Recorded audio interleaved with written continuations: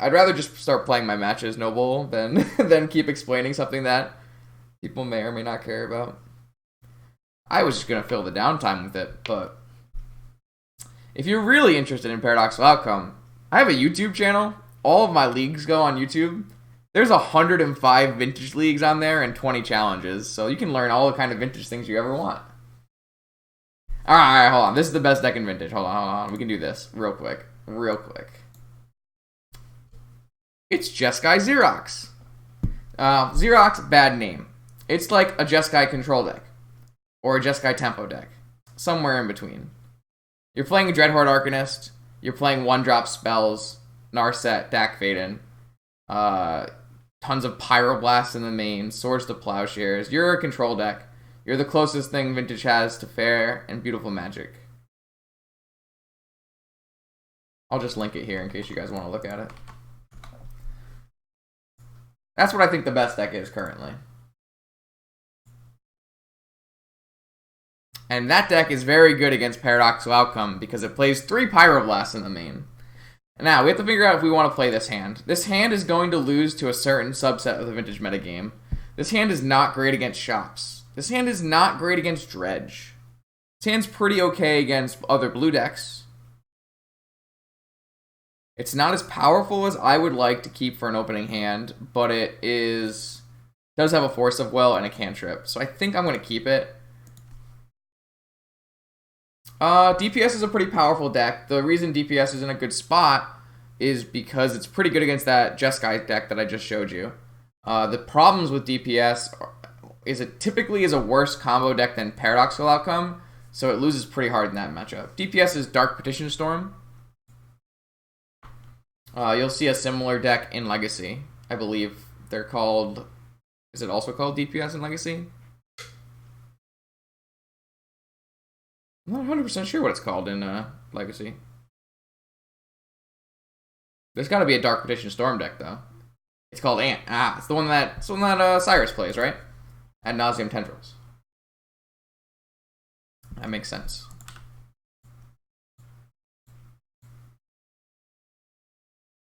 Okay, that's a good draw for us. Off-color Moxen. Thanks for the follow, Hazard. We're still going to proceed with Ponder. And we're really looking for Opal's pretty good draw. Another Force of Will. And a Mana Crypt. And an Island. Interesting. I'm pretty okay with this, actually. This looks pretty good for me. I'm definitely down for a couple more counter magic against another Underground Sea deck.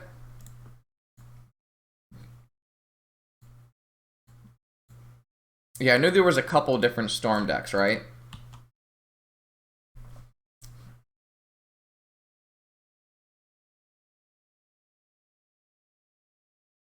So we're playing another Paradoxical deck. So 2 Narset, 2 Force of Will is actually an unbelievably good place to be. I feel pretty heavily favored with this 5-card hand. So we're going to draw that Island, slam a Narset, have Force of Will backup. It's going to be a good time for us. Opponent, yeah, basically has to be on Pia with a Mox Opal.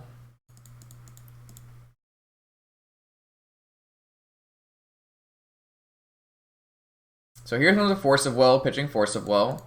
We're going to respond with Force of Will, pitching Snapcaster Mage. Opponent probably won't have a follow-up for that, and we just have a Slam and Narset. So now opponent can't do fun draw card things. We want... I think we just want this Mental Misstep. It's going to make it so opponent has very few ways to remove the Narset. We do want to continue building our Moxen so that when we PO, we're in a better spot, but I actually think Mental Misstep's perfectly fine here. Also gives another card to pitch to Force of Will.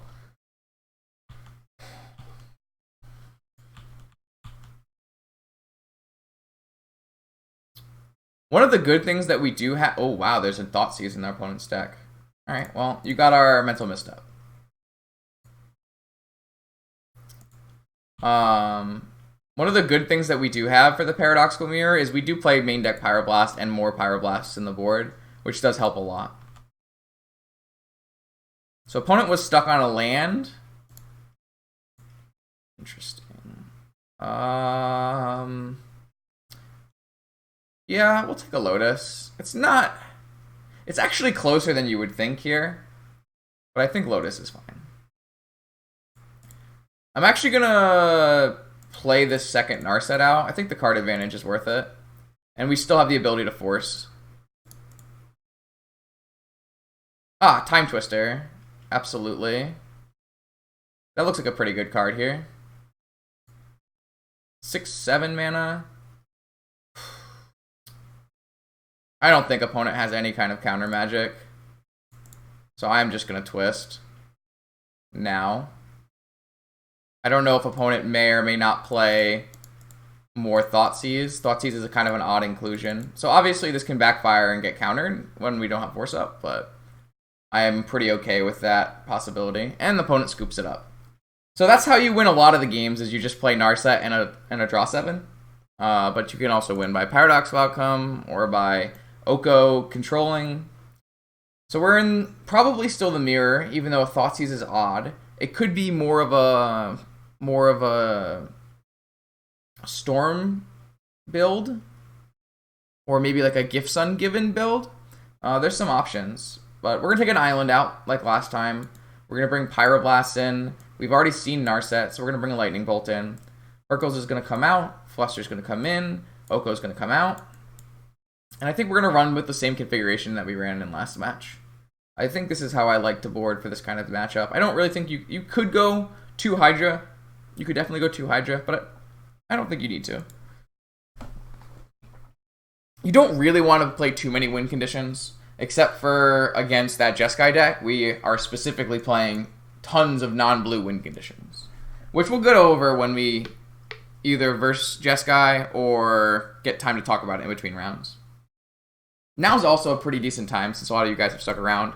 If it's your first time here, my name is Justin. I'm actually level 1. I'm typically a vintage streamer.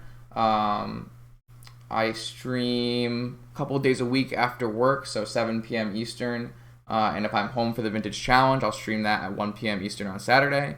I will be taking part in Eternal Weekend North America coming up, which means that I will be practicing a bunch of Legacy. So if you're a Legacy fan from Julian's stream, feel free to give me a follow, and I'm going to be trying to improve my Legacy game before Eternal Weekend and a bunch of Italian tournaments that I'll also be attending. So, Four Seasons Italy Fall, GP Bologna, and Nebraska War in Italy. I will be attending all of them and playing Vintage and Legacy at them. So somehow, I turned out to be Eternal guy after grinding the PPTQ circuit for too long, I think. I don't have too much experience in Legacy, but when I have played Legacy before, I typically play Tundra decks or Delver decks. I played a lot of Stoneblade in the past, and I played Grixis Delver when it was broken at Grand Prix Seattle. That was maybe a couple of years ago now. 2 years ago now? Year and a half ago now. I recently streamed a Legacy challenge. You can check out that VOD in Twitch as well, on the YouTube channel as well. I went 5-2 with Jeskai Mentor in one of the recent Legacy challenges. From what Lawrence has been telling me, Rug Delver is the place to be. So maybe we will look at that instead. This hand is a doozy. Oh boy, this is a hand.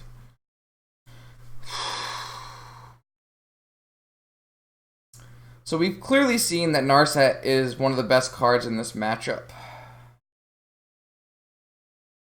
And we do have turn 1 Narset plus Flusterstorm backup. The question then becomes, is that actually good enough? If we draw a fetch land, we get to hold up Pyroblast as well, and I think we're in great shape. Though opponent does have Thoughtseizes, which is interesting still, something to consider.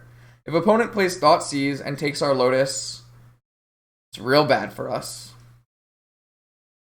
Really, really bad for us.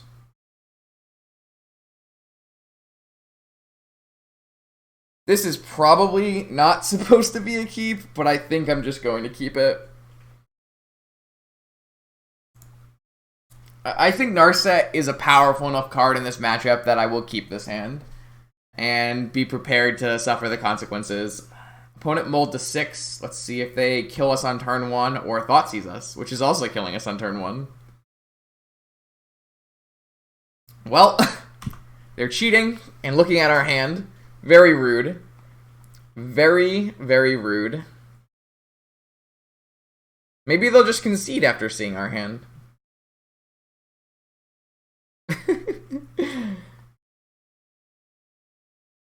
Sapphire, top. Oh, Sapphire top pass? That's so good for us. Thank you guys for the follows. I appreciate it. Make sure you check out the YouTube channel too. So, opponent can also Force of Will our Lotus, and we will not be a happy player as well. They did not Force of Will our Lotus. Alright, well, we're playing this Narset. What do you got? Nothing.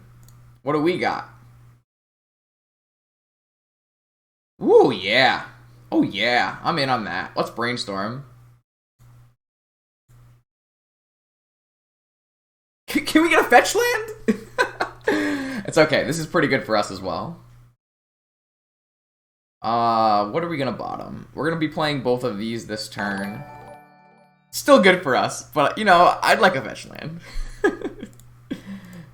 We don't need this Mana Gorger Hydra yet. Let's just do... Let's do Dig Mana Gorger Hydra. Yeah, let's do that. We get to hold up Pyroblast and Flusterstorm and have a Narset and have Force of Will and have a Mana Gorger Hydra coming. I don't believe that we can lose from here, but I'd like to be I'd like to see that. I'd like to be challenged. Opponent kept a hand off a Probe Sapphire, which is fair. That's a pretty reasonable keep on the play. So it's gonna be a Lavinia. Nah, man. None of that. Okay, so this Blue Walker is Narset Parter of the Veils. It is from War of the Spark. It's an uncommon. It has 5 starting loyalty. Opponents can't draw more than 1 card a turn, which is pretty much half a vintage. And it also has mini dig through times for fun.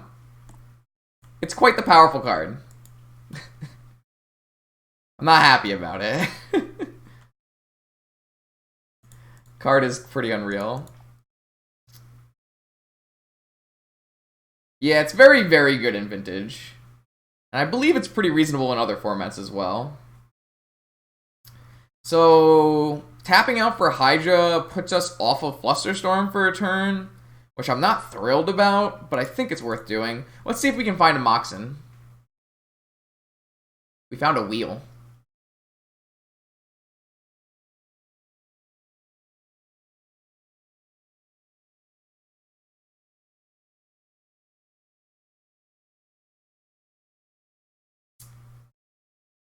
Alright, we'll still play a Hydra first, though. We have Force of Will, so...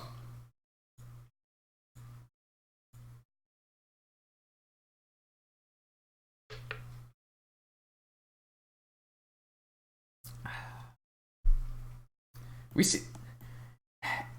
Because the power level of spells in Vintage is so high, the fact that this just finds your best spell in the top forward is usually like, find a restricted card. And it gets pretty crazy. And when you think about our deck, which is like all kinds of drawing, if opponent has a Narset in play, it gets to be a big problem. Which is why we actually have cards like Lightning Bolt in our main deck and our sideboard to bring in against the combo deck. We're at the point in Vintage right now where you're bringing in Lightning Bolts against a creatureless combo deck to kill their Planeswalker. Yes, it also does find mana sources, but not for me. So I guess they play Lavinia to Lavinia, but for the most part, creatureless combo deck. What do you do when they don't activate Narset? So, you also may have noticed we're boarding in 3 Pyroblasts. And we have Mana Gorger Hydras and Elks from POko. We've put a lot of effort into providing the combo deck with a lot of ways to beat a Narset. So, it's actually like really interesting. So, Lightning Bolt, Pyroblast, Oko, Managorger, Hydra, Grape Shot, and double Snapcaster Mage. These are not normal inclusions in a Paradoxical Outcome combo deck. But these are all, a lot of these are here because of Narset. Almost entirely. Like, Pyroblast, Lightning Bolt are almost entirely because of Narset. 2 Snapcasters is a lot of Snapcasters for this deck. This deck wants 0 or 1. But it's here so it can attack Narset. I am also a little surprised. Ooh, opponent found Monastery Mentor. I don't really want that in play. How about we don't play a Monastery Mentor? I'd rather just have a Hydra. This is like Hydra on steroids. Alright, opponent's had enough. Alright, 6-0.